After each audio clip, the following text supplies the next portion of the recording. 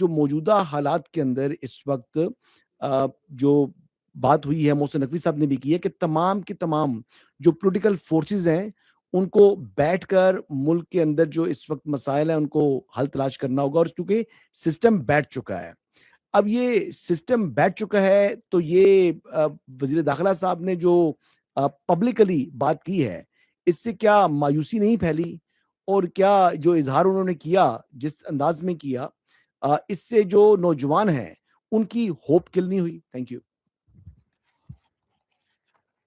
I think एक इसी coming to second part, मैं राणा साहब के जवाब में भी, अफसार भाई के और आपके जवाब में, यानी कि I think I have been again and again saying and I have explained, जो होप वाली बात है, आप क्या समझते हैं कि पाकिस्तान का जो नौजवान है वो बाशऊर नहीं?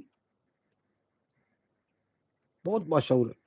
आई have the privilege to interact with this wonderful youth of Pakistan multiple times in schools, colleges, and other forums. And let me tell you, they have much more clarity than we had at their age. Much more clarity. वो जो दुनिया के हालात देखते हैं ना मेरे भाई,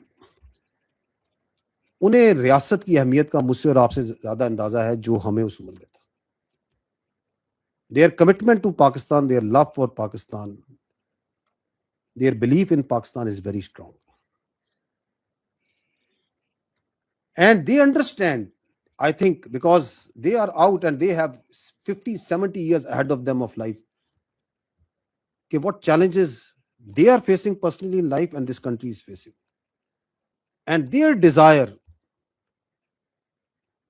for a better change and a better future is much more stronger. So if someone is saying, and we are now openly discussing that yes, there is a need of change, तो I think मायूसी नहीं कहेंगे, वो perhaps I think कहेंगे देर आयद दुरुस्त आयद, ठीक है ना? Because they also, उनका स्टेक, मेरे भाई, उनके पास जिंदगी ज्यादा है, उनके पास दहाइयां ज्यादा हैं, और इसी मुल्क के नीचे उन्हें पता, वो गाजा को नहीं देख रहे, उन्हें पता है रियासत क्या होती है, रियासत की जगह रियासत, उन्हें पता है पाकिस्तान के अलावा ना उनकी पहचान है, ना इज्जत है, ना औकात है। मैं हमेशा कहता हूँ, मुझसे ज्यादा जानते, मैं जब भी इंटरेक्ट करता हूँ, एक चीज, there multiple things that move you once you meet them, कि what great youth we have, what clear headed youth we have.